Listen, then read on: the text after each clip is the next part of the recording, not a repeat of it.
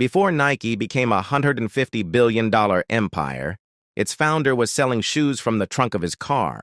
This is the wild, true story of Phil Knight and how he turned a dream into the world's biggest sports brand. Nike is the world's largest sportswear brand. They earn around 1,000 crore rupees every day. World-class athletes like Cristiano Ronaldo and Rafael Nadal use their products. Would you believe that the person who built Nike was once a failed athlete? He started his business selling shoes from the trunk of his car. This is the story of Nike's founder, Phil Knight. Phil Knight was born in 1938 in a small town called Portland, Oregon, USA. Since childhood, he was a fast runner, and his ultimate dream was to become a great athlete. In school and college, he worked hard on his running and won many races. While continuing his passion for running, Phil completed his MBA in 1962. He still wanted to pursue athletics, but one morning during practice, reality struck. Despite dedicating his entire youth to running and becoming one of the best athletes in his state, he couldn't reach the national or international level. He was good, but not great. At 24, he knew there was little hope of improving any further in athletics. With a heavy heart, he accepted that his athletic career had come to an end. Though he had failed to become an elite athlete, he still wanted to stay close to the world of sports. Like every runner, Phil had a deep connection to his running shoes.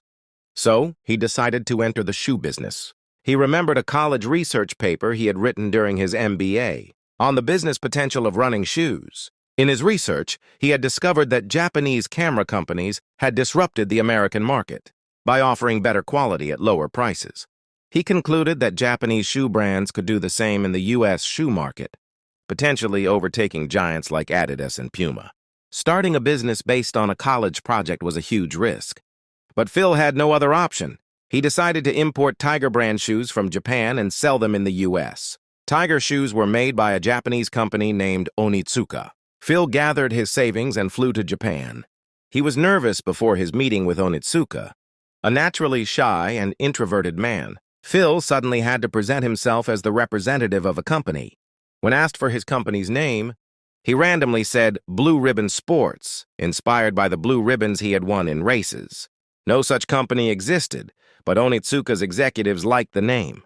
Phil repeated his research findings from his MBA project word for word. The executives were impressed and gave Blue Ribbon the rights to sell Tiger shoes in the U.S. Phil gave them his address and requested some samples.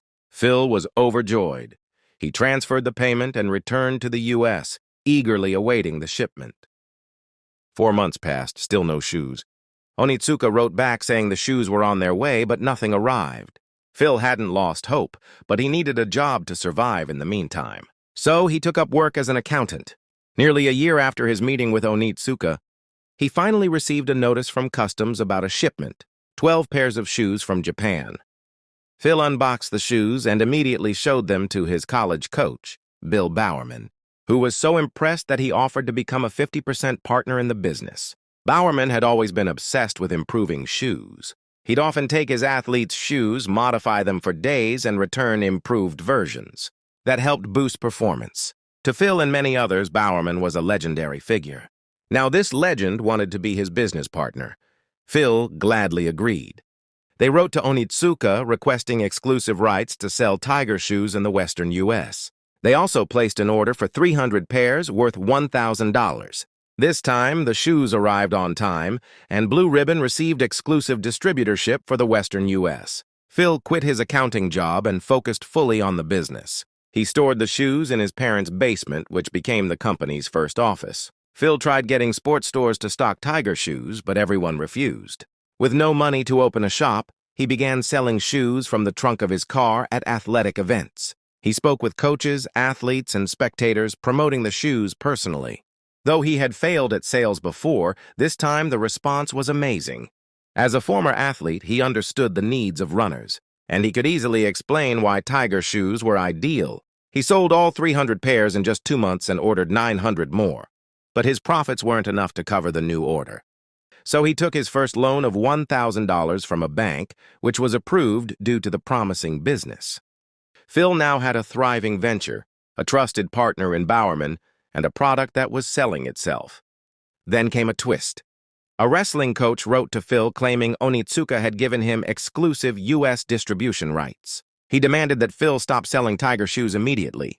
Phil was devastated, just 2 months into his venture, and it was already under threat. He wrote to Onitsuka seeking clarification, but received no reply. So he flew back to Japan to confront them directly. In the meeting, Phil explained the situation and shared Blue Ribbon's strong sales and plans. He eventually met the owner, Mr. Onitsuka, who was moved by Phil's passion. He restored Blue Ribbon's rights for the Western U.S. Though relieved, Phil's troubles weren't over. In the first year, Blue Ribbon had $8,000 in sales.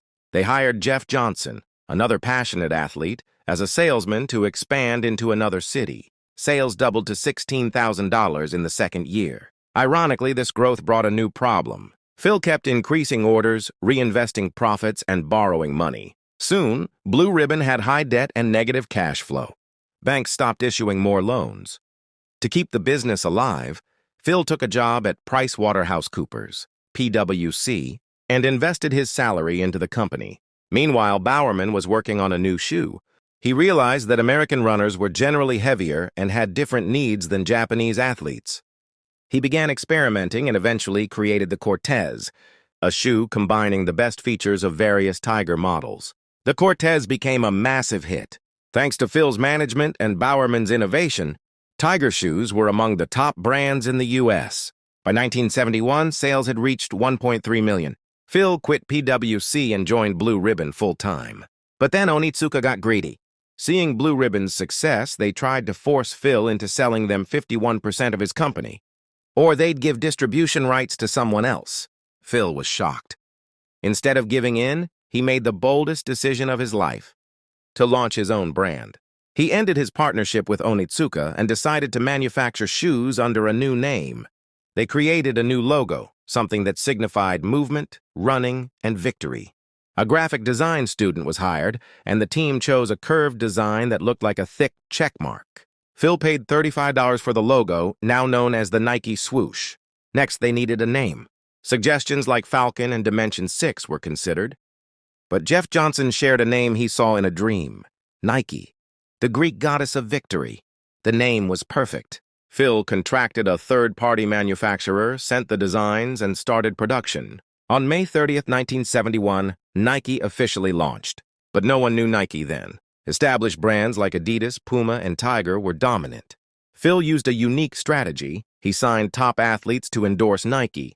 They signed Steve Prefontaine, one of the world's best runners, for $5,000 a year. This made Nike one of the first brands to use athlete endorsements for marketing. Another strategy was hiring athletes or sports enthusiasts for the sales team, people who understood the needs of customers. This led to better product design, sales, and customer service. Thanks to these approaches, Phil, his team, and Bowerman's expertise, Nike had 2,700 employees and $270 million in sales by 1980, beating Adidas to become America's top athletic company. Phil finally felt like he had built the strongest sports brand in the U.S.